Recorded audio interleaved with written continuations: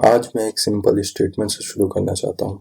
Information cheap है, understanding महंगी है। अगर आपके पास फ़ोन है, इंटरनेट है, यूट्यूब है, तो आपके पास दुनिया की नॉलेज अवेलेबल है। फिर भी लोग कंफ्यूज क्यों हैं? अगर आंसर फ्री है, तो क्लैरिटी रेयर क्यों है? ये वीडियो स्पीड के बारे में नहीं है, ये हैक्स के बारे में नहीं है, ये एक अनकंफर्टेबल ट्रूथ के बारे में है।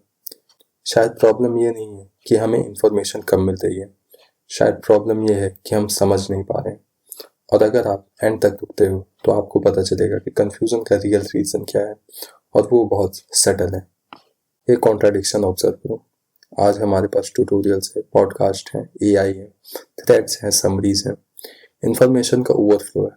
फिर भी सर्वेस रिपीटेडली शो करते हैं कि एंजाइटी लेवल्स इंक्रीज हो रहे हैं।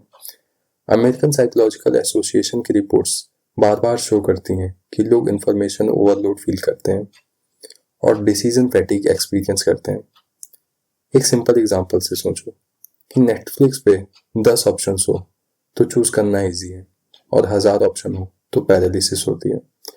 इसको बोलते हैं चॉइस ओवरलोड इफेक्ट। ज्यादा ऑप्शंस क्लैरिटी नहीं देते, ज्यादा ऑप्शंस प्रेशर देते हैं। तो कॉन्ट्राडिक्शन ये है, एक्सेस बढ़ रहा है, क्लैरिटी कम हो रही है। लेकिन ऐसा क्यों? लेकिन उससे पहले समझते हैं कि इन्फॉर्मेशन क्या होता है। इंफॉर्मेशन का मतलब होता है फैक्ट्स, डेफिनेशंस, लिस्ट, फ्रेमवर्क्स और स्टेप्स। एग्जाम्पल के लिए invest early, sleep 8 hours, focus on deep work, ये सब इंफॉर्मेशन है। इंफॉर्मेशन बताती है कि ये चीज एग्जिस्ट करती है, लेकिन इंफॉर्मेशन ये नहीं बताती आपके केस में कब अप्लाई हो, कब इग्नोर करनी है और किस चीज को प्रायोरिटी देनी है। इंफॉर्मेशन पैसिव होती है, आप कंज्यूम करते हो, स्क्रॉल करते हो, सेव करते हो और ब्रेन को लगता है प्रोडक्टिव हो गए। लेकिन यहाँ एक साइकोलॉजिकल ट्रैप है। वहीं अगर हम अंडरस्टैंडिंग की बात करें तो वो बेसिकली वो 4 चीजों का जवाब देता है। वाई, ये काम क्यों करता है। व्हेन, कब अप्लाई करना है। व्हेन नॉट, कब नहीं करना है। कनेक्शन, ये बाकी चीजों से कैसे लिंक्ड है। एग्जाम्पल के लिए इंफॉर्मेशन ये बताएगा कि स्टॉक मार्केट में लॉन्ग टर्म में ग्रो करता है। वहीं अंडरस्टैंडिंग बताते हैं कि क्यों ग्रो करता है, कब पैनिक नहीं करना, कब रिस्क ज्यादा होता है और कब पोर्टफोलियो में कितना एलोकेट करना है। अंडरस्टैंडिंग एक्टिव होती है, ब्रेन को काम करना पड़ता है। कॉग्निटिव साइंस की रिसर्च ये बताती है कि डीप लर्निंग तब होती है जब लर्नर खुद एक्सप्लेनेशन को कंस्ट्रक्ट करता है। इसको बोलते हैं जनरेटिव लर्निंग।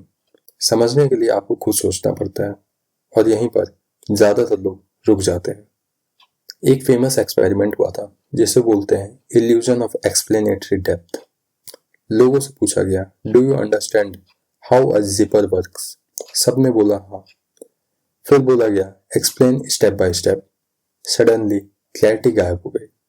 हम रिकॉग्नाइज करते हैं तो लगता है समझ गए। इसको ब्रेन फैमिलियरिटी बायस बोलता है। रिपीटेड एक्सपोजर से फॉल्स कॉन्फिडेंस आता है। आपने 10 वीडियोस देख ली तो लगता है मास्टरी आ गई, बट जब रियल डिसीजन लेना होता है तो आप ब्लैंक हो जाते हो। रिकॉग्निशन का मतलब कॉम्प्रिहेंशन नहीं होता, ये डिफरेंस समझना क्रिटिकल है। और अब मैं आपको दिखाऊंगा कि मॉडर्न वर्ल्ड ने इस इल्यूजन को कैसे एम्पलीफाई कर दिया। शॉर्ट फॉर्म कंटेंट का डिजाइन एंटरटेनमेंट के लिए है, ब्रेन के लिए नहीं। अंडरस्टैंडिंग के लिए चाहिए पॉज, रिफ्लेक्शन, रेपिटेशन और रिट्रीवल। हेनरी रॉड्रिगर के द्वारा की गई रिसर्च में ये शो किया गया कि एक्टिव रिकॉल पैसिव री रीडिंग से ज्यादा पावरफुल होता है। लेकिन हम क्या करते हैं, कंज्यूम फिर नेक्स्ट। कंटिन्यूअस स्ट्रीम ब्रेन को शैलो प्रोसेसिंग मोड में रख देती है, और जब प्रोसेसिंग शैलो होती है तो मेमोरी वीक होती है, तो स्पीड क्लैरिटी को डिस्ट्रॉय करती है। और अब अगला अनकंफर्टेबल ट्रूथ, अंडरस्टैंडिंग कंफर्टेबल नहीं होती। समझने के प्रोसेस में 4 अनकंफर्टेबल मूवमेंट्स आते हैं, confusion, self doubt, slow progress, ego hit. Research show करती है कि लर्निंग के दौरान जब आपको लगता है मुझे नहीं आता, तो ब्रेन एक्चुअली न्यू कनेक्शंस बना रहा होता है। इसको बोलते हैं डिजायरेबल डिफिकल्टी। मतलब थोड़ा स्ट्रगल लर्निंग को स्ट्रांग बनाता है, लेकिन हम स्ट्रगल को अवॉइड करते हैं। हम फिर से वीडियो देखते हैं, फिर से समरी पढ़ते हैं। अंडरस्टैंडिंग फ्रिक्शन मांगती है, इंफॉर्मेशन फ्लो मांगती है। लोग फ्लो चूज करते हैं, इसलिए क्लैरिटी रेयर है। शैलो क्लैरिटी का कॉस्ट क्या है? टूल हॉपिंग, स्ट्रेटेजी हॉपिंग और ओपिनियन हॉपिंग। आज नोशन, कल ऑब्सीडियन, परसों कोई और सिस्टम। आज एक इन्वेस्टमेंट फिलॉसफी, कल दूसरी।